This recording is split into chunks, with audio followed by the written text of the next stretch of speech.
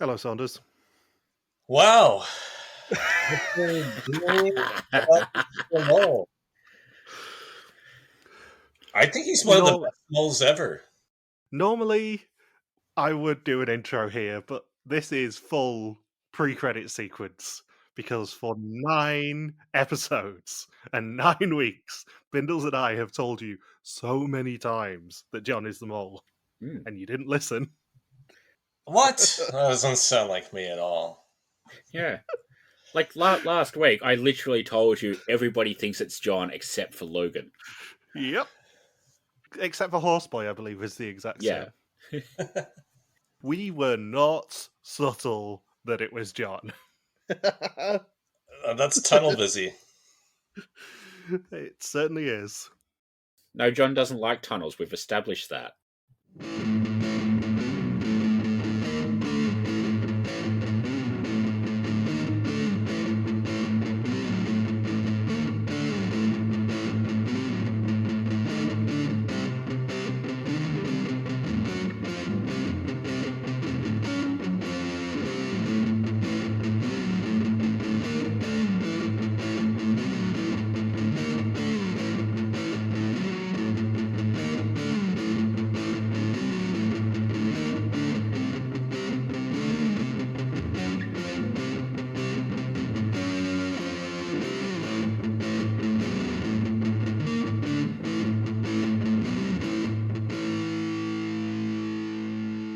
Welcome to the final episode of VSML 2009 Recaps from Reality TV Warriors. My name is Michael Hamstone, and joining me as always is the Canadian who trusted his instincts all season long for what that was worth, Logan Saunders. Good afternoon. And the guy who you should have listened to when he said that he knew it weeks ago, David Bindley. I don't even know. Good morning. I cannot tell you how many times me and Bindles have finished an episode and just gone, please let him keep up this streak. Please let him keep up this streak. Every single week.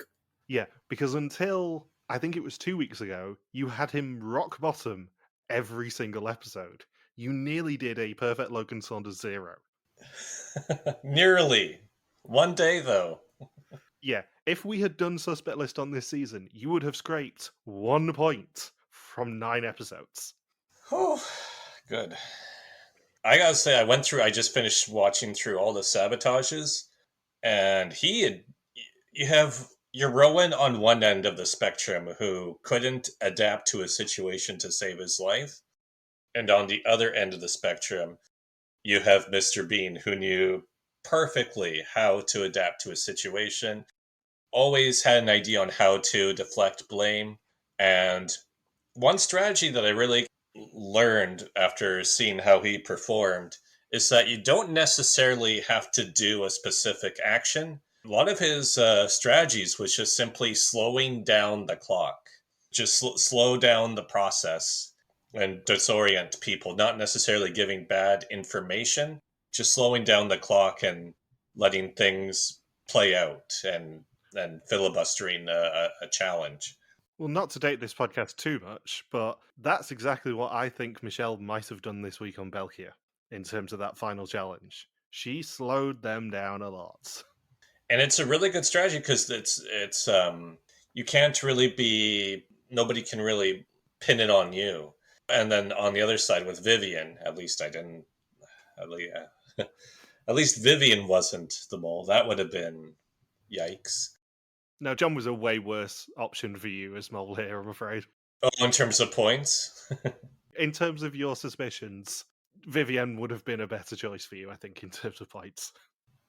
But with Vivian there, like my favorite sabotage foiling I think I've seen in a long time is that Mr. Bean knew about the pact between Vivian and Dennis to sabotage challenges. So he said, "Oh, Vivian wants to try and double it at the restaurant challenge, so I'll just go along with whatever she says." And then Vivian doesn't sabotage it at all, so they end up earning money and just completely foils Mr. Bean's strategy. So I think it's one of those. It was a really good concept as a sabotage, but just ended up being completely outwitted by Vivian.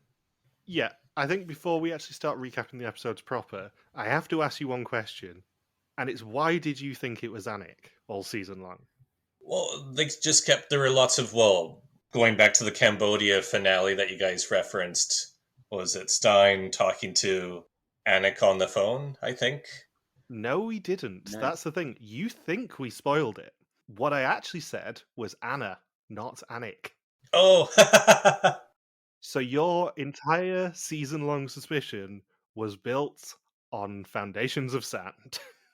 Yeah, and then the other part of it is just they kept saying confessionals of, oh, it's either Anik or John, but John is just such a non-mole personality, and Anik folds into the what you think of like a stereotypical mole is on, especially on WIDM and or the mole in general, and especially towards the end, and the fact that Dennis went home suspecting John really did not help things at all, because at the time Vivian and John both suspected Anik. So then, if I assume Anik is the mole there, then it's like, well, it doesn't matter who she suspects. And then John was on Anik, and Dennis went home. Vivienne was quite blatant about suspecting John for weeks, by the way. Yeah. You didn't read into it, but she was quite blatant about saying, yeah, John's the mole, and I'm not going to change my mind. I do wonder what happened that made so many people so confident he was the mole. Yeah, because we'll get into this at the end of the episode. He fooled the fans. Like, as Yeah. much as we're going to take the piss out of you in this episode for being so wrong, Saunders, Anik was the number one suspect at the time. Certainly after 8 episodes. And it was not close.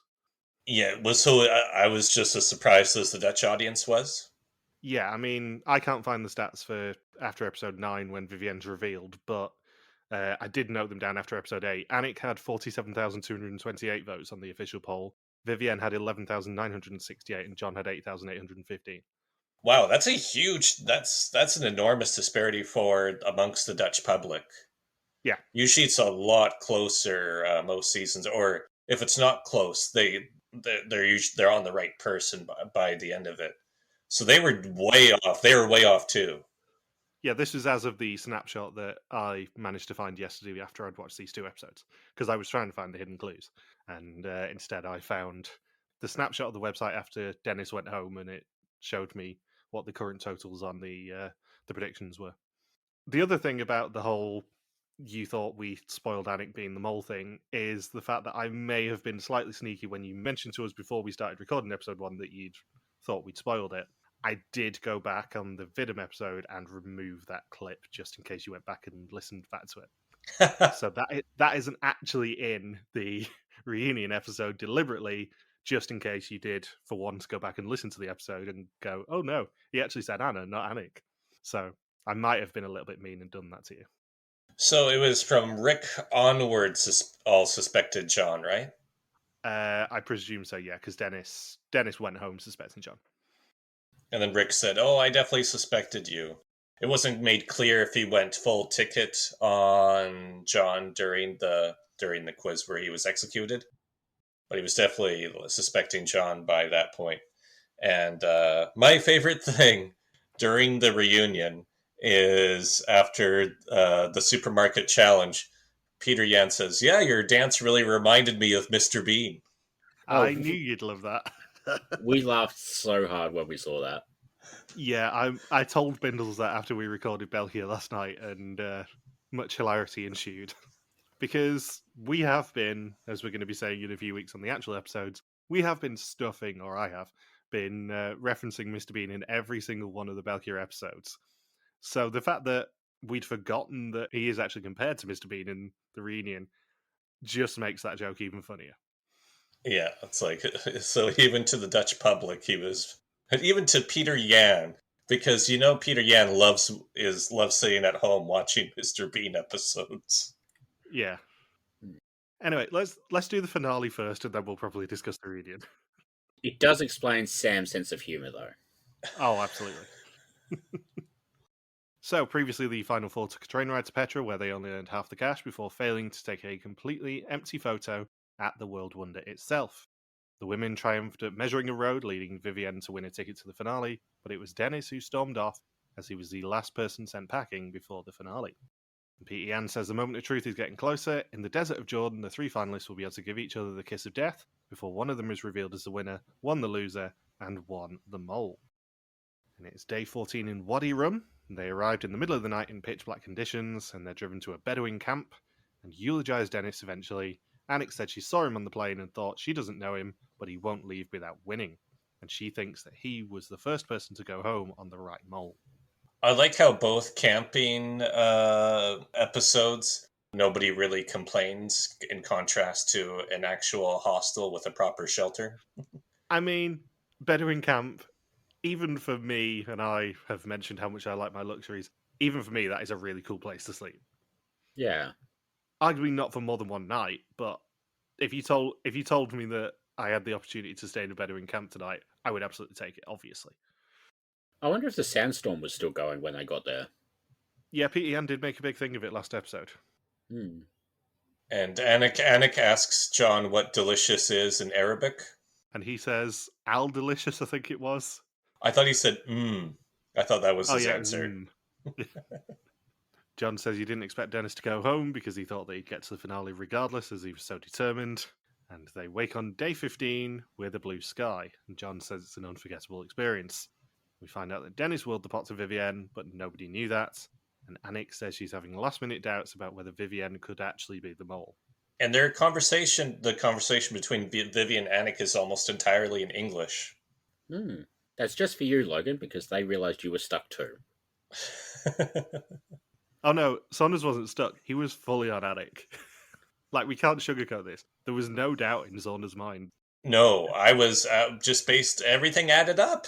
Especially because throughout this, it doesn't help that throughout this episode, Vivian kept saying, yeah, I think Anik is kept suspecting Anik still. It was not helping. I mean, to be fair, you were in so deep you could have drowned in the Dead Sea. I was messaging Bindles after I'd watched this finale last night, just going, yeah, this finale is so unsubtle. If he doesn't get it now, I genuinely do not know how he isn't guessing it. Because they're not subtle that John is the mole in this episode, especially this first challenge. Although we were messaging that backwards and forwards as early as Northern Ireland.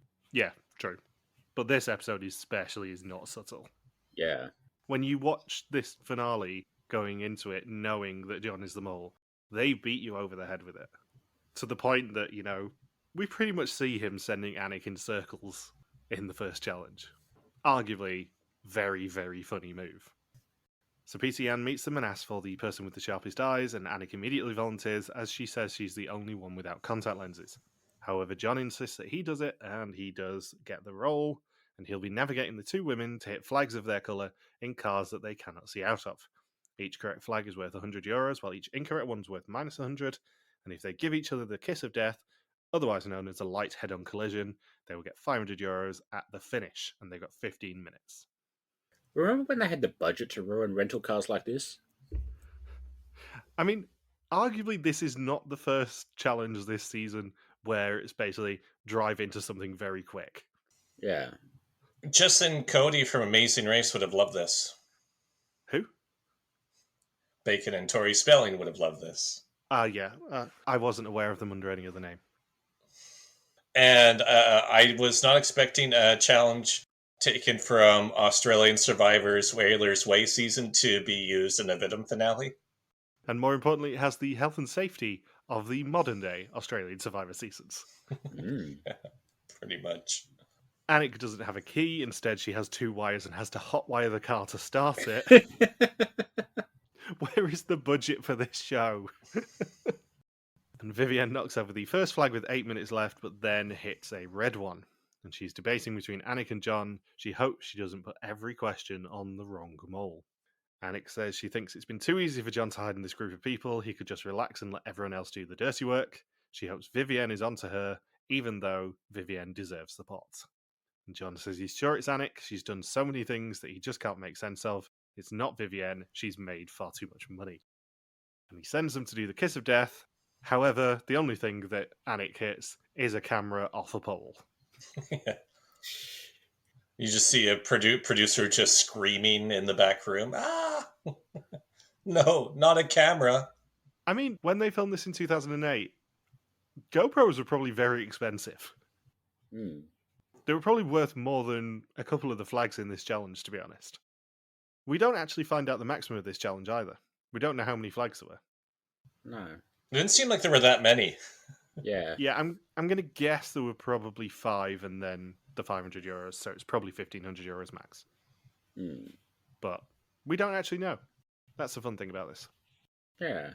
Like it's a nice challenge. It's like the only issue is we're sort of in the same situation as John, where it's sort of really, really hard to tell what's going on. Yeah. It doesn't help that they have these random echoey confessionals and the whole screen changes yellow throughout the challenge too. Yeah. I still don't know what was going on with that. I must say on that point though, compared to more modern day finales, this is a lot less fillery. There are 3 Yeah, challenges. They're at least interesting challenges. They might not be interesting to talk about too much, but they're at least interesting challenges, and the mole can do things in them. And it's not Yeah. 30 minutes of bullshit filler where everyone's just going, "Oh, it might be this person, it might be that person." Oh, I've got to go and get a makeover for the finale test. Yeah, like 2 years after this, we have an extended scene of Patrick and Hart having their beards shaved off. Like this is a good finale, at least in terms of the amount of content they give us. yeah. Even their final quiz took under 2 minutes. Yeah.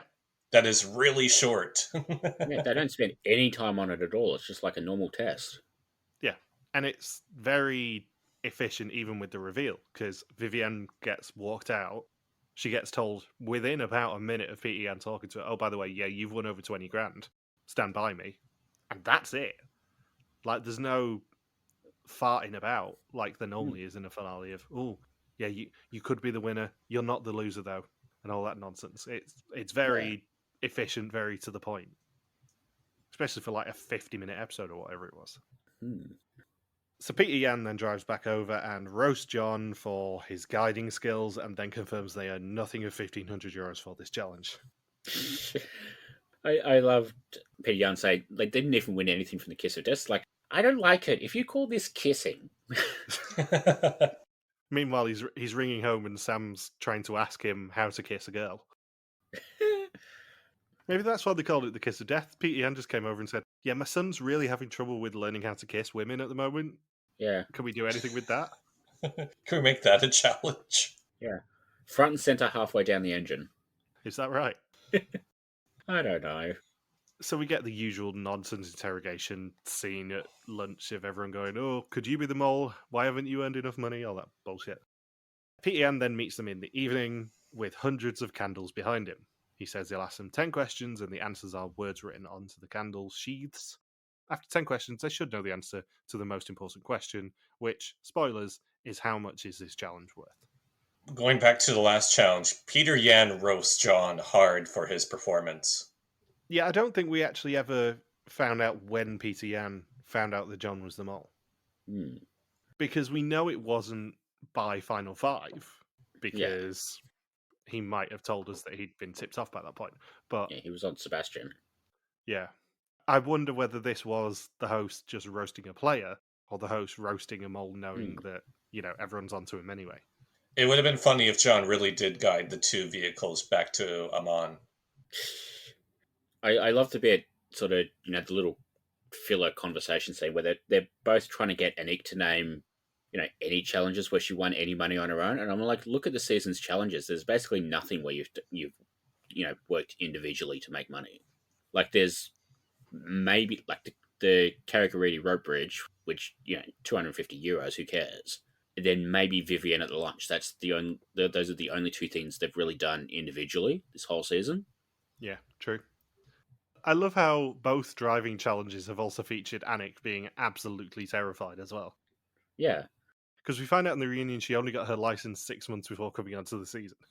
I'm pretty sure that every driving instructor says, yeah, in this part of the test, we need you to hit the front of the other car of the incoming traffic. I mean, it would explain so much about how many times it took me to pass my test. Yeah, you didn't hit any of the fronts of any cars. Not on any of my tests, no. I managed to avoid that. Yeah, I did manage to on my second driving lesson hit a curb and pop the tire though. that sounds about right. Yeah, like 5 minutes after my driving instructor had said, "Yeah, I've only ever had someone hit a curb once and they popped a tire," and I obviously decided to do it again because I'm me. Yeah, I mean, it does sound on brand for you to be a bad driver. I'm a very good driver, that's the difference. I should be, given how many times it took me to take my test. I failed 3 times at 17 and then didn't do it for 5.5 years after that because I was rage quitting. So, the first question is who first found their spot in the Titanic warehouse, and they know that it was Vera. The second question is who spent longest on Square 32 in the amphitheatre, and that was Frauke. I mean, they get them all right, they know all the answers. Is there anything interesting in this challenge you want to talk about, other than it being a very pretty challenge? Yeah, it was a cool landscape. That's pretty much all I Yeah. had here. I mean, it's a cool idea. It's interesting that a lot of the questions are from Northern Ireland. Like, I think Yeah. there's only like 2 or 3 that are actually from the Jordan part of the season. Well, I think the only people whose candles weren't blown out were the final 3. Yeah. Who fell in a wadi? Yeah, you're right. Because Vera, Frauke, Hans, Paula, Rick, Sebastian, Dennis were all answers. Yeah, I'm pretty sure that was a very deliberate choice on their part. That they were Yeah. The whole point was they had to eliminate all the eliminated players, and then all the challenges in Northern Ireland, basically. Yeah, I'm just looking at it's basically the 7 eliminated players and then all 3 challenges from episode 2. Yeah, it was quite noticeable when I was watching them. Like, they seem to be just eliminating all the eliminated players here. Yeah. That seems to be the trick to this challenge. What a small prize, though. Yeah, €850. That is a modern WIDM prize. But as we said last week, I think that's probably more to do with the fact that they had already earned like 22 grand at this point. Yeah. They couldn't give them too much more money. No. Because I might be wrong in saying this, but this is one of the highest celebrity pots by quite a way. It probably does explain why they didn't do this twist again for, 16, 17 years? Yeah. I don't think there's that many celebrity pots that are above 20 grand from memory. Oregon? Well, Oregon's only above 20 grand because of the doubler twist. And even that was like 24, I think, in the end. I mean, normally I would have a table in front of me, but, didn't this time. Let's have a look. So Portugal was 42,300, Canada 35,550, 23 grand for Australia, Bali. It's pretty much 25 grand for Argentina. 20 for Mexico. Yeah, so this is the most recent pot that was naturally above 20 grand is this one. Oregon's the only exception because that was a doubled one in the end. So aside from the Oregon doubler twist, this is the highest pot, or no pot has been higher than this one Since Argentina. Yeah, this is the most modern pot that was naturally above 20 grand. Interesting. So they get a minute before they have to read the candles by standing next to Peter Yan, and they read it as €850, which is the correct answer, and that's what they earn. And it is then day 16 in Al Barid, and time for the final assignment. Each of them has a route to walk and will find 3 dilemmas along the way. At each dilemma, there are a bunch of red balloons and a bunch of multicoloured ones, and they have to cut one of the sets of balloons loose. If they cut a red set loose, then they earn money for the pot, and if they cut a multicoloured set loose, they earn a question for the final test. The mole's money will not count if they earn any. I like this challenge in theory. Yeah. What I don't like is the fact that the mole can't do anything, even if they wanted to. I guess the mole could, in theory, take the questions. So then the others see they're taking the questions and then panic and just sort of, skip the money. But there's not really that much that the mole can do. Yeah, but if both of them are on John anyway, which they are, yeah, the best psychological thing for John to do would have been take all the money. Yeah, like this would be a good challenge if it was like Final 5, Final 6, where there were more players and more suspects going around. But now that everyone is settled on who the mole is, it's kind of pointless. And like even the questions we get, they're the sort of things you'd probably expect to be on the final test anyway, so you'd know to study for them. Because we get what was on the mole's car in the junkyard, what was the room number in the first hotel, and what colour flag did the mole have in the Jeeps 20 minutes ago. Those are the sort of things you'd expect to be on the test. It's not like they were asking, "Oh, what did the mole have for their meal on the flight to Amman?" Or what color shoes was the mole wearing on day 6? Like, there's, I, I think the questions were a little bit too obvious to make it worth it. Yeah, the hardest question of those three is what room number did the mole have in the shithole hotel? Yeah, The other two, you can kind of revise for even without having to spend €700 total to get them. yeah, and as Vivian points out, there's only 3 questions, and either she's on the wrong person and it's not going to make a difference, or she's on the right person and she already knows the answer, so the questions don't help her. Yeah. I didn't expect multiple challenges where Vivian could give balloons to children. You didn't expect a lot of things this season, Logan. Yeah, it's the season of surprises. Yeah. It was quite the crusade. It worked out just about as well as the Crusades. Saunders came to a fork in the road and chose the wrong path. Yeah, for some reason I chose the singing challenge. But yeah, I did. Where did those kids come from? I don't know, but like it's odd that they made a big deal about the contestants were too far apart to really see each other, which makes the balloons pointless. But then those kids, they watched Vivian cut her last ones, and then they grab a balloon from a Nick. Yeah. Like they must have been relatively close for the kids to go backwards and forwards. Maybe they're really fast kids. I presume, given all the paths converged on PE and the paths were reasonably similar, or maybe they were pretty much exactly the same path and just filmed separately. Yeah, I don't know. But I like how the whole thing is, ooh, whatever balloons you cut, the other 2 people will know what you chose. And then they're like, and then all 3 of them say, yeah, we couldn't really see the balloons. We couldn't tell what it was. Yeah, we were too far away. Yeah, maybe they shouldn't have put red balloons in the multicolor stack. Yeah, I was surprised they did that too. Where I'm thinking, well, you're making it pretty much impossible for everyone to figure out what each person has chosen. So again, what's the point? Also, something I didn't need to mention this episode, given that I'd watched yesterday's Jeopardy episode this afternoon. They had a question or a clue all about Petra. And I didn't realize until 2007 it was not considered one of the wonders of the world. It was designated one of the 7 new wonders of the world in 2007. Yeah. So that's kind of why they went to Petra, I think. That's probably what put Jordan on their actual list was, oh, Petra's just been awarded a new world wonder. Let's go there. Or maybe the king or whoever it was who really, really, really wanted Survivor to keep going there after 9/11 just sort of looked around for another reality show. Yeah, maybe. I think the only ancient wonder of the world that still exists is the pyramids. Yeah, I knew it wasn't one of the ancient wonders of the world, but I didn't realize the new world wonders were designated in 2007. Because that probably would have been right about when they were planning this season. So maybe that's what put them on the radar, is what I was thinking. It's sort of crazy that they wanted to do a Survivor season in Jordan where there is nothing. Like, as nice as this season has been, there is very little trees, very little animals or anything to eat. I genuinely don't know how people live there, if that makes sense.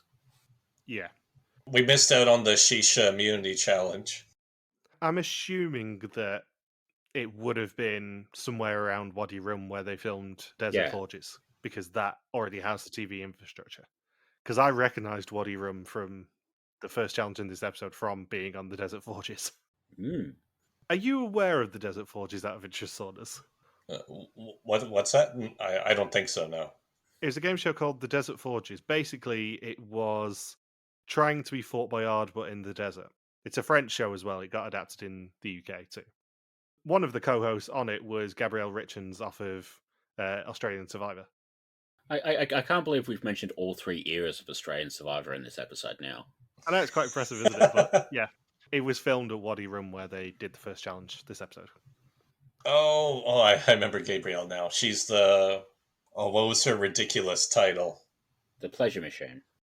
Yeah, I don't think she's allowed to use that nickname when filming in Jordan. I don't think that would go over too well. So once they reach Peter Yan, he then sends them off to do their final test. 40 questions about the identity and actions of the mole all season long. Whoever knows the most will leave Jordan with the pot and unmask the mole. Vivienne says when the group was bigger, she couldn't help but notice John being suspicious, but Anik was always second on her list, so it's really difficult to have both of them in the finale with her. Anik says that since she spotted John was the mole, she's been tracking all of his actions, creating confusion, being unclear, and then saying that he tried his best, and he let them do all of his dirty work. John can't help but conclude that it's Anik. She chose a tactic that made her seem dumb. She barely won anything, and Petra made him sure when she tried bringing everyone back in before the photo was taken. PTN tells us that everything is complete. 7 people have gone home, and now the final 3 are preparing for the reveal. Vivienne then appears, and she is told that she's been called here for a reason. She's either the winner, loser, or mole. She played the game as she should, smart and sharp. She made a deal with Dennis, which brought her to the finale over him. The pot is over €20,000, and it's all for her. It's a really, really cool location for a final reveal. Like, it's not Petra. It's the Triclinium, which is a little bit. It's basically the Petra you go to when you can't go to Petra. It's basically the Ayatollah to Petra and Kawar. Yeah, like the area around it is literally called Little Petra. Like, that's how much they lean into this. But like, we've had some okay locations for WIDM reveals. But like every now and then they do something really cool, like this or the Sydney Opera House or the Olympic Stadium in Montreal, which is maybe the one place in Canada that nobody wants to go to. I don't know. Vernon, BC is pretty up there. Yeah, like they've done some really cool locations and then some that are a bit shit. I think this is one of the really, really good ones. Yeah, this location is not just brilliant because it is basically Little Petra, but the lighting and everything is gorgeous. Yeah. The art design and the production design on this final reveal are impeccable. Yeah. Like, we watched this in potato quality because the subtitles are hard-coded into an old video. But there is a high-quality version of this episode out there, and I went and watched that after I watched this episode, and this is gorgeous. Like, as good as it looks in potato quality, it looks stunning in, decent quality. Like, TV doesn't surprise me that much anymore. This surprised me. Yeah, there is something to be said about anchoring your mole reveal around one of the major sites of a country. It doesn't happen very often on Mole, especially nowadays. But if you go to Jordan and you can do a reveal at Petra or somewhere very similar to Petra, you absolutely take that opportunity, and they ran with it. Yeah. I mean, it's at least it's better than if they'd done Jordan first and then Northern Ireland and had to do a reveal inside that bloody Titanic warehouse again. Well, I presume if they'd done Northern Ireland second, they would have done it at the Giant's Causeway or something, which would have been very impressive as well. Or maybe at the other end of Karakaridi. Just imagine like all of the candles on like the little blocks on the Giant's Causeway. Yeah, that would have been awesome. Unfortunately, and I'm going to make another joke about Northern Ireland, I'm afraid, our Northern Irish contingent, I think it would have been a little bit grey and miserable to do the reveal there. I'm glad they did Petra as the reveal, or Little Petra as the reveal, rather than, the Atlantic coast. Yeah. I know there's like a little bit of a resemblance between Pidian and Sam anyway, but Pidian has never looked more like Sam than at that moment where he's standing next to Vivienne, sort of watching her be all proud of herself. Yeah, I'm glad we did this season after we've seen Sam be an absolute terror. Yeah. Because there is a lot of Sam in that VEN expression. It's a front runner for the banner if I can't think of a better one. Yeah. I think you should go with it. Yeah. It was certainly what I had in mind as the banner for when you provide me with the high quality versions. Yeah. We get like a nice little montage of Vivienne being kick-ass. Yeah. Which I think, I mean, I realize it's probably filler because they needed something with these challenges being a bit crap. But I could only think of like 2 other times where they've done a montage for the winner, which were the first 2 Australian mole seasons where they basically did the mole montage at the end of the finale, and then at the end of the reunion they did like a montage for the winner. I think those are the only 2 other times they've done a winner montage, and I kind of like it. I think they did. Didn't they do one for Frederique? They did a package about her at the reunion because of what had happened to her, but that was more like a eulogy, I guess, than like a proper like celebratory montage. Although I guess, given Frederick's maybe like the only other example of it from WIDM, it's probably interesting that the music here is the funeral music from Hellboy, of all things.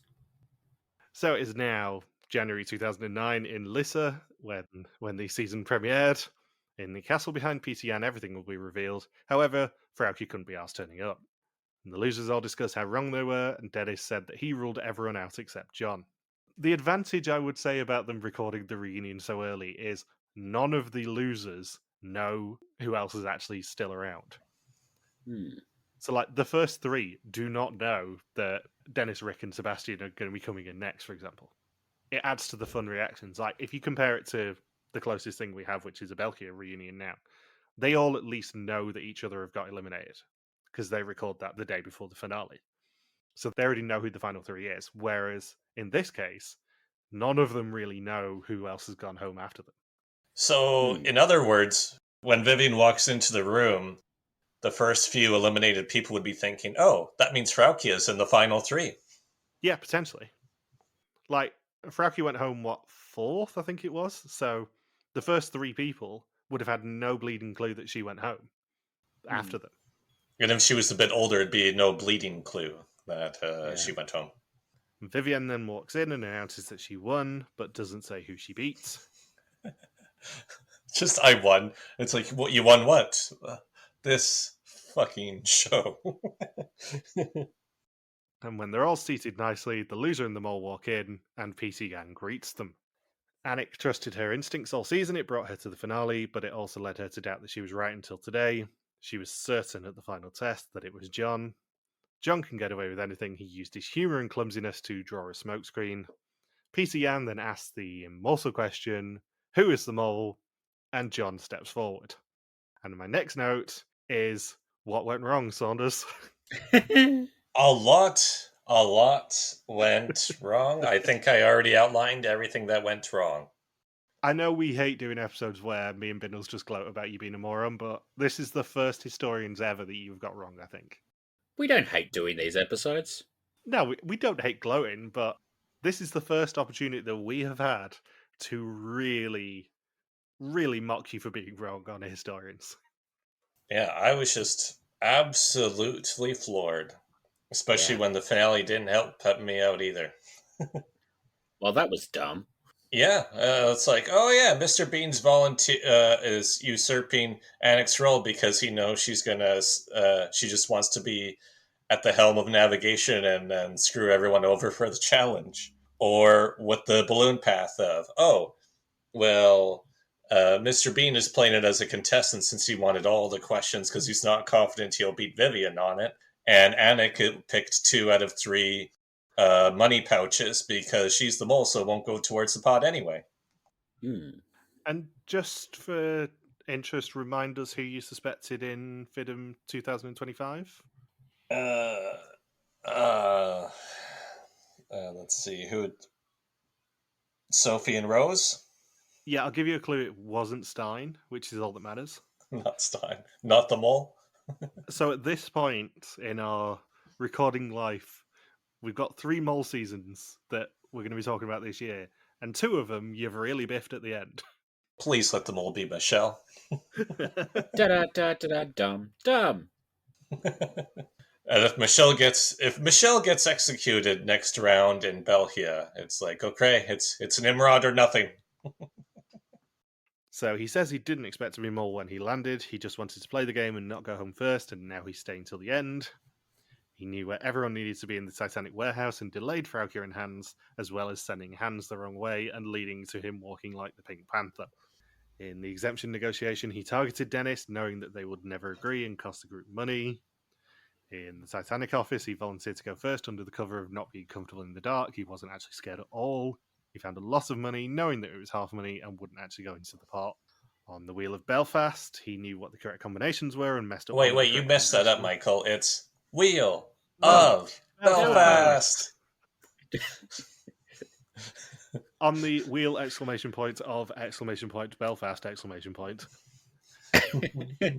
He knew what the correct combinations were and messed up one of the correct combinations. He used Rick's Chaos as cover and wrote all over the board, so the questions and a loss of the structure were gone.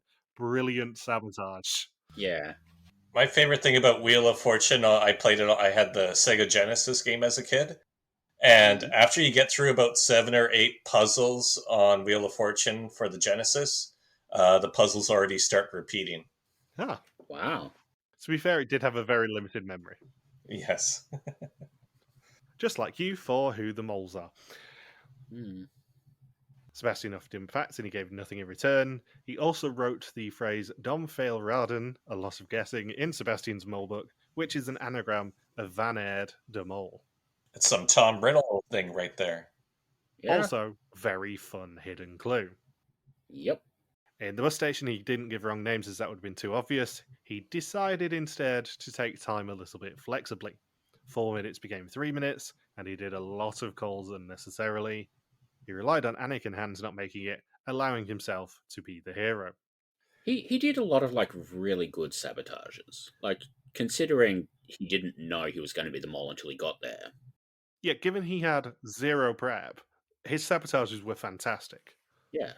I thought the phone booth one was one of the most clever ones. Yeah. Like the phone booth one was really good. The Belfast wheel was really good. Sending Hans up 3 flights of stairs for no reason was really good. There's a couple of like really, really clever ones. Yeah. I am partial to the next one, which is the junkyard where he just randomly decided to pull up the handbrake constantly. Like, so unbelievably unsafe at the speeds that Anik was doing. So in the junkyard, he knew where everything was, and when Anik was going too right, he just pulled the handbrake to stop her. She only got her license 6 months beforehand, so he used that as an excuse not to get hurt. He also did the classic sabotage of holding the button in on the walkie-talkie. It wasn't Paula after all. At the giant pinball game, he caused chaos to stop people working together to work out how to earn money and play two individually. They didn't form a strategy, and that cost them dearly. We talked about that too. That Yeah. there was no cohesiveness there with rolling the Yeah. ball down the hill. Again, this was the point of the season where we were trying to nudge you in the right direction. Yeah. Because as entertaining as it is for you to get it wrong constantly, And it's very entertaining. we wanted to give you a little bit of a chance. So that pinball challenge, we were not subtle about the fact that it was John who was causing chaos. Yeah. Like I really liked the theatre sabotage as well, where he's like he got himself into the position of being on stage, which is always a bad idea. But then he's like, I know the words. I'm going to lead them down the garden path with, I'm going to waste time basically saying everybody's name. I'm going to waste time saying colours. Like, that was really clever. And then I don't think they even covered the bit where there's like 20 seconds left in the challenge and he just recites the 6 words they already know to just fill up the rest of the time and just make sure they lose. I know we'll get into this at the end of the episode when we talk about how John is as a mole and all that sort of stuff. But John's biggest strength is knowing how he comes across to people. So because he knew that he came across as this aloof character and as this sort of bumbling moron, he played into that so much, and it was a brilliant strategy for him as mole because he could just fart about and waste so much time and cost them so much money just basically by being an extension of himself, like all good moles are. The best moles are people who know themselves really well and play to themselves, but as an extension of themselves and just sort of waste time and do these sabotages, but it feels perfectly authentic for their character. Not mentioning any names, you're Rowan. I mean, to be fair, Euron was playing an extension of himself. It's just himself is an absolute boring shit. Yeah. And incompetent. The worst moles tend to be those who act in a very inauthentic way to their own personal character. And I think that's something that doing 23, I think it is, seasons of Mole at this point on the podcast has kind of made me realize is that actually a lot of the moles that we really like are the ones who are still incredibly authentic to their own character. They just find a way to extend it and make the role of mole work for themselves still whilst being authentic to themselves. Yeah.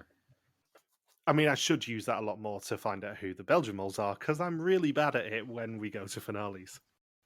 They mentioned he did something in the castle laser tag game, but then they were like very sort of unclear about what it actually was.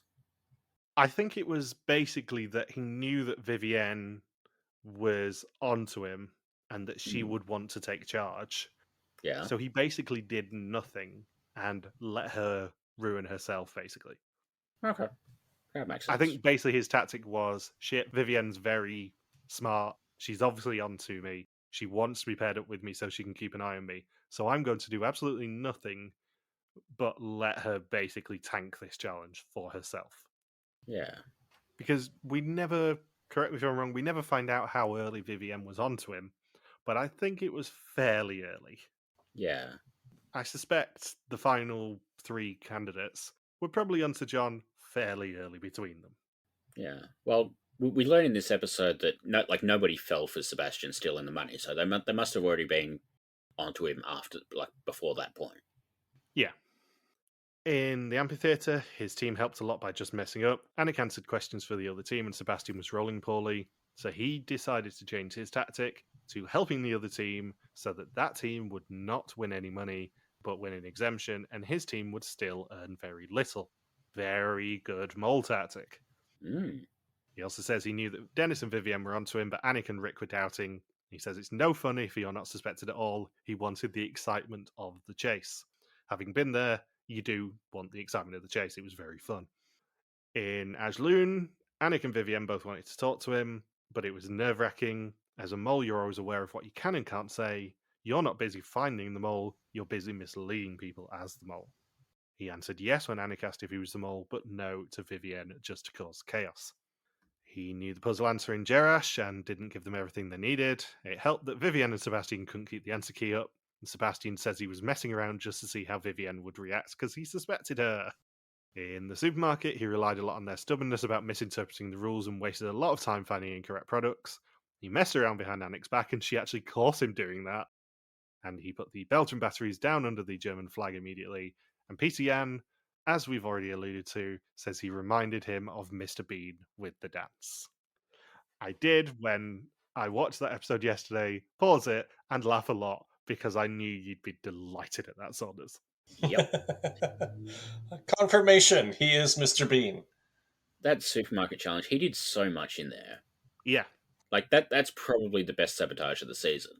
It's a terrible challenge, but it was great sabotages from him. Yeah.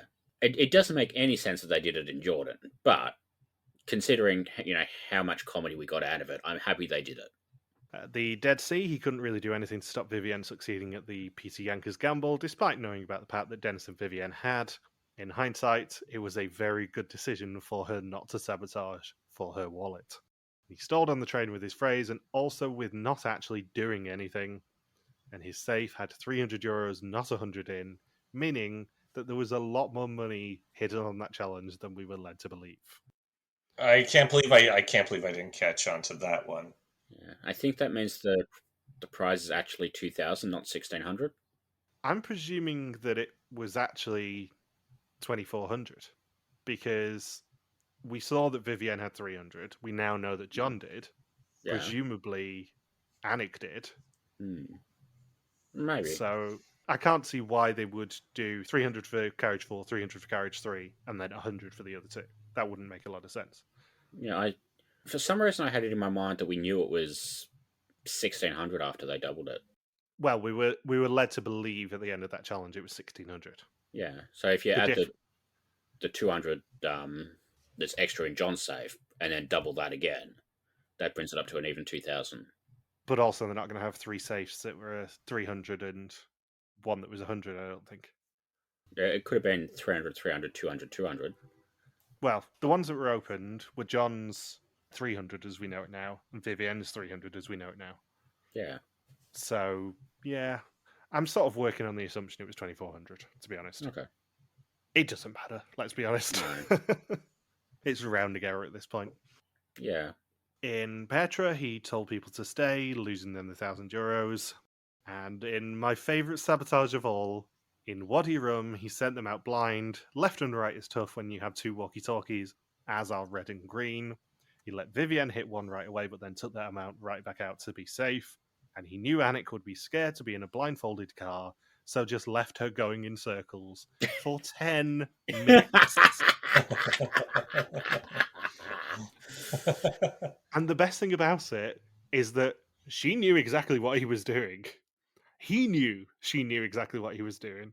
He was wetting himself laughing, and the only purpose it served was just annoying Anik, because Anik was never going to suspect Vivienne, given how No. much money Vivienne brought in. So Anik knew that John was the mole. The only thing that it could have done was maybe make Vivienne doubt it, but obviously not when John is so in that power position. It's such a wonderful position for a mole to be in and to just really, really mess with them and have the balls to really mess with them publicly. Yeah, I think it's interesting that John basically messed with Anik specifically like 3 separate times with this driving, the demolition derby, and the mirror. I don't think we've ever really seen a mole go that hard at steering one specific person away from them for so long. No, I think he just latched on to Anik being the most fun person to mess with, which Yeah, is an admirable quality. yeah. As a mole, you definitely want to find someone who you can just really enjoy messing with. Hmm. They showed a lot of challenges considering they only had like 50 minutes to work with, or 40 minutes once you do the reveal. Oh yeah, well, that's the advantage of a pre-recorded reunion is the fact Yeah. that they have 2 months at this point to edit it and make sure it's a tight Hmm. 50-minute episode and actually worthwhile. Arguably, this is one of the rare times that I will say that it's a good idea for them to put more hidden clues online because there was no fat in this reunion, really. It shows you how much John sabotaged throughout the season. Yeah, well, I went through and made a list of the ones that weren't covered. We've got the luggage bus, which he didn't do anything in because everyone else was effing up. The beach auction, which was basically I stood around doing nothing. The vote at Karakariri, which couldn't really sabotage. The hookers, which there's not much you can really do there. Like it's a good challenge, but it's not really sabotageable. The taxi game, which they won everything. Like there's no money he could have lost. The ice thing, they won everything. The measurement, there was no money available. The candles, they won everything. And the balloons, he couldn't have lost any money. So there's really only 2, 3 challenges that he could have sabotaged that they didn't show, which is pretty bloody good. Yeah, I have a lot of very positive things to say about the end of this season, even though a few of these episodes are maybe a bit light on the sort of stuff we can talk about. The production decisions are almost universally fantastic at the end of this season. From Little Petra to the reunion being super efficient and just getting on with it, there not being a lot of filler in that reunion. And we are huge advocates of pre-recorded reunions on this podcast. This is the sort of reason why. Because can you imagine them doing this live? Yeah. We would have seen 3 sabotages and who's that? And Ron. Yeah. 3 sabotages, they would have spent 20 minutes talking to Rick and then come back and they're like, oh shit, we're running out of time. And then they would have shown Petra and that would have been it. So PTN also reminds us that Vivienne was the winner and confirms that the pot was €22,650, meaning that Anik and Vivienne banked 1,100 of 2,000 in the final challenge, and they earned 1,950 of 4,350 for the episode, and 22,650 of 86,700 for the season. The hidden clues were that John kept using anagrams of the same phrase, Van Air de Mol, throughout the season. He also pointed us during the tests with his cursor to the web address mol.nu, where a picture of John was hidden. And PTN also teases a very special 10th season next year, but that was so 2 years ago. The additional clues from the website, because I managed to find them somehow, John basically has 3 separate moments where they lean into that thing they always used to do about how moles are blind and they, underground and all that sort of stuff. Because we got wanting to go into the Titanic offices because he's night blind, the train message on the carriage being I don't see it, and then being afraid of tight spaces in the laser tunnel. So we've got 3 separate things there, sort of leaning into that sort of stereotype, I guess. Also, the solution for the Belfast Wheel Challenge. If they'd got all 4 of the carriages right, John would have been left on the ground. Those are the only other 2 that were on the official website, but apparently Hans's radio show also later revealed that there were a couple of 747 references, which I'm not quite clear on, where they were or how they worked out, but apparently there are a couple of 747 things related to a play he was in titled Boeing, which is obscure even for this show. Yeah. Yeah, so not a great season for hidden clues, really, but considering they didn't know who the mole was, I think they did pretty well. Yeah, it's so much tougher to plan out hidden clues if you don't even know who the mole is until you're filming. Yeah. So the answers that we've been waiting for to the questions we ask at the end of every episode. Who did Logan suspect? Not John. It's fair to say. Suspect list score of 1. Your worst performance ever, Saunders, not to rub it in too much. The sneaky Belgian. Oh, who was the... Yeah, that was my next question. Who was the sneaky Belgian? Well, who did you think the sneaky Belgian was, Logan? Because you might be able to gain back some respect for this. I said Vivian. Well, you won't be getting any respect for that because it was Vera all along. Yeah, it was. And she went first. Yeah, we dragged you along the whole season, thinking, well, you're going to get John, so we'll do this just to fuck with you, and then you didn't get John, so you've managed to lose twice. Do you remember last Historian season we strung you along by asking who's fucking Saunders, and the answer, or half of the answer, was the first person to go home? Yeah, we kind of did it again with the sneaky Belgian, I'm afraid. Yeah. Vera would have probably been my last guess, to be honest, which would have fit in well with how the season went. The answer to the other question that we posed, which was which of these people do you think ended up hosting Mole Talk for years and years and years, the answer to that is Vivienne. That makes sense, because of how in tune she was with the game. I think basically the timeline was Aryan did it on his own for a couple of years, then Vivienne took over, and then she basically did it until after Sri Lanka, I think. I think she did about 3 or 4 Mole Talk seasons. She also got to read the Dutch votes at Eurovision one year. She did. So, final few little discussion-y topics. How do we feel about the season? How do we feel about the mole? And I guess how do we feel about Vivienne as a winner? Because I think she deserves a mad amount of respect for how dominant she was in this season. Did anybody have a realistic shot at beating Vivienne? I don't think so. No. Being honest. Especially when it gets down to that final 4.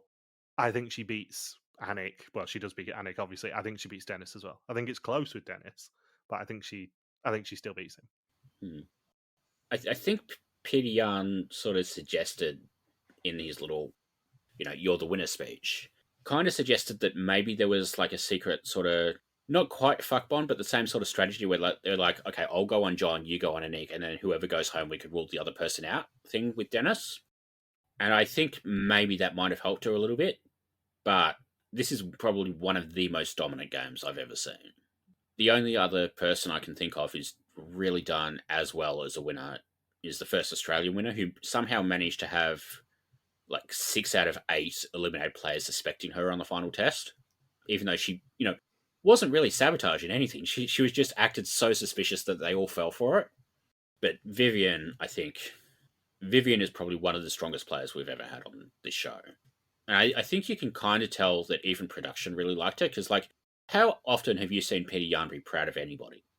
Yeah, he genuinely looked like his child had just won an award, and let's be honest, Sam wasn't giving him any awards at that point in his life. Especially at the end where he's like, you're the winner, and then he just has Vivienne stand next to him as if she's his daughter. Yeah. Given what we know about Peter Yan, basically, he is more proud of her than he is his children. Yeah. I mean, he turned up to this reunion. He wouldn't even turn up to Sam's. Yeah, good point. I think in terms of dominant personalities as winners, she reminds me a lot of Sana from Oregon, actually. Because Sana was a huge bit of that season, and she got so much suspicion that season. Yeah, but I can see that. She was completely no nonsense. I mean, I think we tried to hide it in the Dead Sea episode, but Vivienne's performance at that dinner party challenge was impressive. Yeah. Especially when the mole had a set strategy for making sure they lost money, and then Vivienne just completely outwits the mole. Yeah, well, she had maybe an hour, 2 hours to learn all that information. Here she had 2.5 weeks. Like, I don't think there was any way she was losing. As much as I'm not going to criticize John too much for, being picked on location and all that sort of stuff, he underestimated Vivienne, I think. Yeah. Like, he went into this final 3 knowing that he could fuck around with Anik and that it would be entertaining and that she would react in the way that she did. But I think he underestimated Vivienne's competitive drive. I think he tried to do a lot of the same sort of messing around with Vivienne that he did with Anik. but it didn't work with Vivienne because she's so laser focused and competitive and wants to win. Because if you compare it with the driving stuff and making Anik drive in circles and all that sort of stuff, the stuff he did with Vivienne was, oh yeah, Vivienne's onto me. I'm going to just let her mess up this challenge. Yeah. But she didn't react in the way that he wanted her to, I would say. Yeah. And I think it's very interesting to compare winner and loser in that way because you don't really have that relationship between mole and winner and mole and loser that you have in this season with every other season. That's true. I didn't think of that till now. That his three weakest sabotages were all ones where he was in a group with Vivian, and he just couldn't figure out how to rattle her or how to get her to screw up a challenge. Like even the most success was him just doing nothing during the laser game. But that's like even that it's a pretty weak sabotage. Be like, well, Vivian's really onto me, and she's not going to respond to any sneakiness or any of my attempts at being clever. So I'm just going to let her run the challenge. Yeah, and like they only got 1 out of 5 bags there, but really part of that is Sebastian just sort of running across without a bag, and then the other 3 got shot, which isn't something him and Vivian can control, really. Like, yes, they did badly in that challenge, but none of it's because of him and Vivian. And I don't want this to detract from the fact that John is a fantastic mole, regardless of whether he was picked on location or not. And I have my own thoughts about the picking people on location twist that I've articulated many a time. I don't like that twist generally. But John is a fantastic mole, and he adapts so well when he's picked on location that it's just stunning to watch on a rewatch. Yeah, I did like when they showed like the opening interview with the old moles, and during the reunion they showed him basically answering Yvonne's question about being flexible with something along the lines of, oh, when you're the mole, you get to change the rules to whatever you want. And I think that's probably what got him the job. Yeah. But John was a really good mole. Vivian was a really good winner. I don't know if this was the best season. I think there's a couple of problems. There's a lot more filler people in this cast than you'd think, considering sort of how many big mole names come from it. Because really, like the final 4, Sebastian, really sort of like big mole characters. Maybe Paula a little bit as well, but not so much, because Paula's sort of the first in a long line of crazy women from other backgrounds that they love casting during this sort of era with, Sundos and 1 or 2 in South Africa, 1 or 2 in Sri Lanka, Emmanuel, Olche. Like, Paul is, the first in the long line of those sort of people. Paula walks so they could run. But there's a few decent characters, but there's also a lot of filler, and we really get really very lucky that most of them are out early. But then because most of them are out early, towards the back half of the season, a lot of the challenges kind of don't land as well because the cast is so good at breaking them. And like some of these challenges are shit anyway.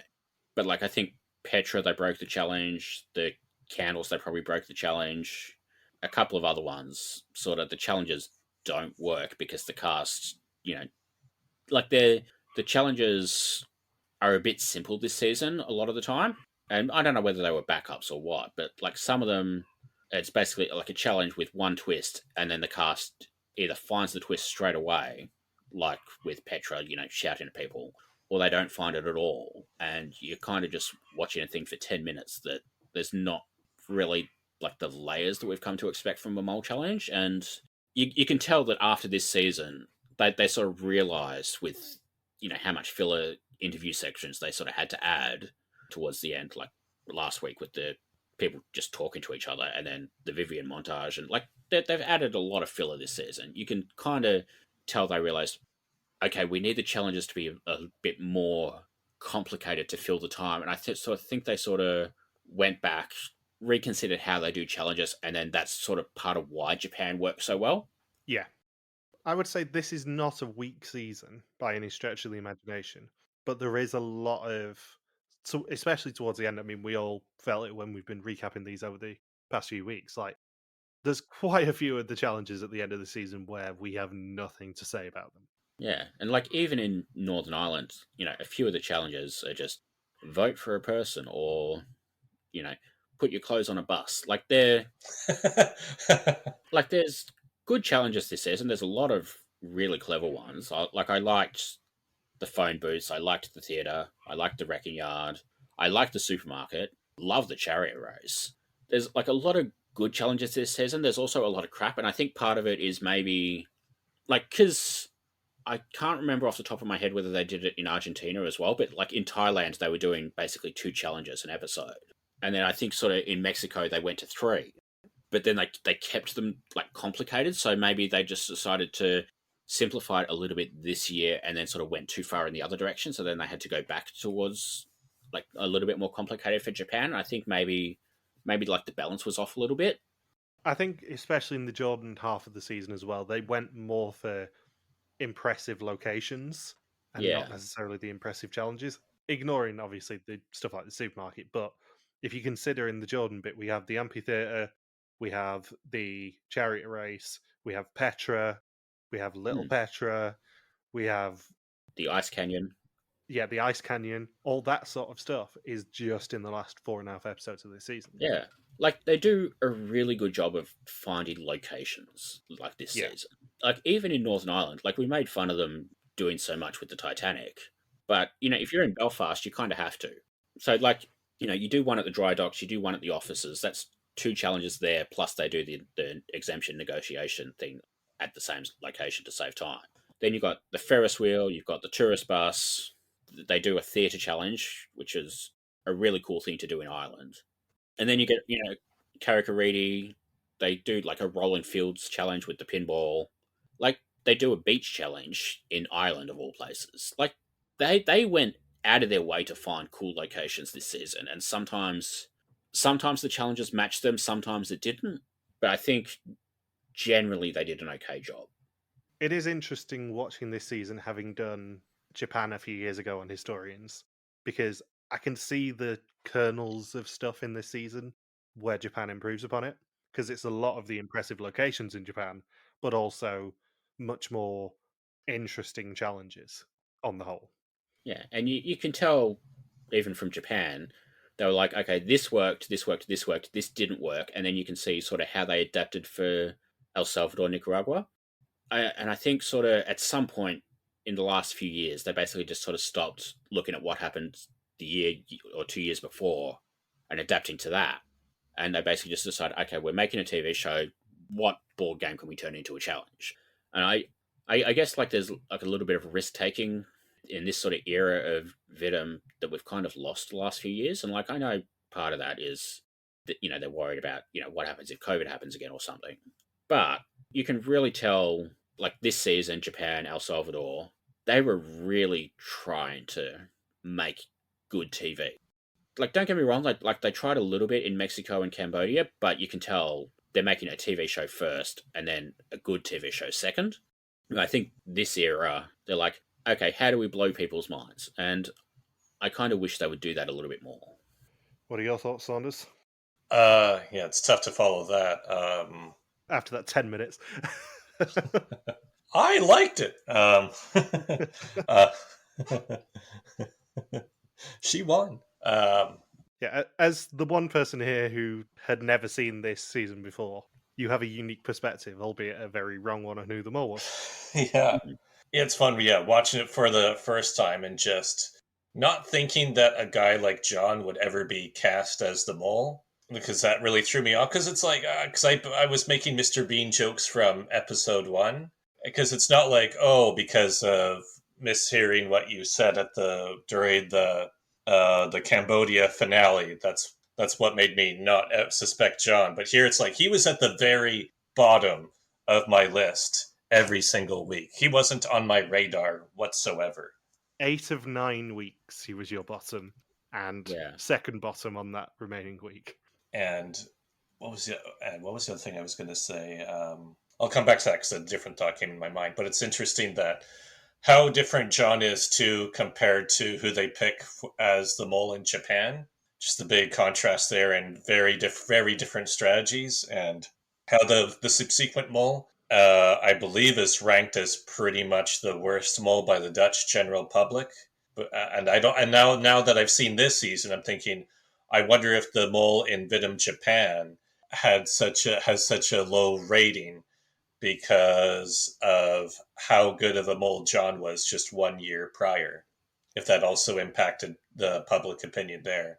That thought just crossed my mind. I was trying to find the ranking on the WIDM subreddit. I can't find it just to see where John was, but I'm pretty sure he was very high up on the list. Yeah. I know he wasn't number one because that was Georgia, but I think he was at least top 5 from memory. I will say, like, as much as we think it's sort of unexpected for John to be picked as the mole, when you look at who the 4 old moles were who made the selection, you've got like a theatre person, an old person, and a troll. Like, these are the sort of people who were going to pick somebody like John. Like, none of these people were going to pick Paula or Vivian, really. Could you imagine Paula was picked? Ta-da! And it's also interesting to see Northern Ireland and Jordan picked as locations, because when you think of just the whole reality TV genre in general, Jordan very, very rarely used, even like it's usually tied to the infamous story of Survivor not filming there because of 9/11. And then, of course, you have Northern Ireland, which very rarely gets featured as well. So it's interesting that both locations got to share a season based on a very flimsy connection. And the production did a great job of utilizing both locations, and also you kind of understand why both places don't get used frequently. Yeah, I think that's the sort of same thing I go back to about them really swinging for the fences this season, because Northern Ireland and Jordan are surprising locations. Maybe less so Jordan, because after 9 seasons you're probably looking for like a sort of landscape you haven't really used, and the Middle East is certainly up there. But like a couple of seasons later, they do El Salvador and Nicaragua as well. I think they were like really looking for countries that you probably wouldn't expect at this point, especially because the last few seasons had been Mexico, which is very used, Thailand, which every show has done, and Argentina, which is very popular as well. I think they wanted somewhere a little bit left field, and these are 2 really good locations for that. Yeah, it's worth bearing in mind in a historical context, as we are historians here. 10 years before this season filmed, Northern Ireland had just signed the Good Friday Agreement. Yeah. And it was a literal war zone before that. Yeah, it was a literal war zone before that. 10 years before this season filmed. And this season isn't that old in context. They filmed this 17 years ago. Yeah. So for them to have the balls to go to a literal war zone 2 years in 3 is pretty impressive. Yeah. Like, you don't see Amazing Race US going to Iraq. No. Or, they still haven't touched anywhere that, the Arab Spring was. Yeah. That's the really interesting thing about Northern Ireland as a choice, is actually there were still, probably when they filmed this, some areas in Northern Ireland that it wouldn't have been that safe to go to. I know I joked about it in the tour bus challenge, but there are some bits of Belfast that you don't want to go to as a tourist still. Yeah. Even, nearly 30 years after the Good Friday Agreement. Are we done for the season? Yeah. I'm trying to think if I had any other. Trying to remember the one thought I forgot, but it's probably best I don't say it because it was probably wrong too. Or offensive, knowing you. Wrong and or offensive. But yeah, I had a lot of fun with this season, and that last minute shock of what they picked a guy who is commonly referred to as Mr. Bean as being the mole. I mean, that's just awesome that we had a Mr. Bean, a Dutch Mr. Bean, get picked to be a mole for a full season. Like that's just a fun idea. Yeah. Not gonna lie, that's part of the reason we picked it, because we thought you'd like it. Yeah. And I think at this point there is one old mole now who you haven't seen that was in Renaissance, because John does come back for one of the Paths of Temptation challenges in Renaissance. Should we do a Renaissance historians when he's actually sees all the old moles? That is a potential choice that we can discuss. But the Euroan, though, can we skip the Euroan scenes? We can just pretend it was Nikki. Nikki won by guessing herself on the test. There's 3 more old moles, I think, who have made subsequent appearances. Anyway, let's wrap this season up. Yes. Been a fun season. It has, yes. I'm glad we did this one. So, thank you for listening to our VSML 2009 recaps all season long. We'll be back soon for more mole recaps. Don't forget, you can contact us on pretty much every social media platform that isn't TikTok, where we are RTV Warriors, or you can email us and contact at rtvwarriors.com. You can also support us on Patreon at patreon.com/RTV Warriors and keep Logan Saunders in the filth he so desires. Thank you as always to Marika for the subtitles. We'll see you very soon. Peace out and just chill till the next flavoring. He wrong. You've been waiting 9 episodes to do that. Yep. Well, we went full pre-credit sequence, so now it's time to go full post-credit sequence as well. This is Michael 4 months after we recorded that episode, and 3 months since I've sat in front of this computer, in front of this microphone, speaking into it, because we haven't recorded anything since the end of Belkia. As you may have seen on social media, there has been a little change of plans with the scheduling for the next few months at least. We were going to go Renaissance and then maybe have a few weeks off and go into WIDM and Belkia as normal, but unfortunately, due to the Winter Olympics, WIDM 26 has been delayed, Renaissance has been delayed as well, and it kind of clashes with our prior commitments now, which means that we are not going to do Renaissance or WIDM 26 live. However, what I will say on that note is that doesn't mean we're not going to do Pool, First Suspicions, Weekly Suspicions. All of that stuff is still going to run because we'll still be able to watch the episodes. And in the case of First Suspicions, in the event that you win it, you're still going to get credit. It'll just be at the start of Belkia. And if we do decide to do Historians for either of those seasons, we will use the First Suspicions and all that as part of those episodes. So it's not a lost cause. However, what that does mean is that in reality, you won't get any episodes from us between August the 28th, when this episode comes out, and let's be honest, about March 25th, 6th, whatever that Thursday will end up being if Belkia stick to the same schedule. So, as an interim measure, we are going to do a Historians to start next year. It will be in January, it'll be in our normal Wednesday slot. It will probably, as there are no seasons left, I don't think, with 10 episodes left, it'll probably end up being the second week of January. But just keep an eye on social media. Please still do First Suspicion, Suspect List, everything like that, because we are still going to run it, and I'm still very much here for all the data and all that sort of stuff.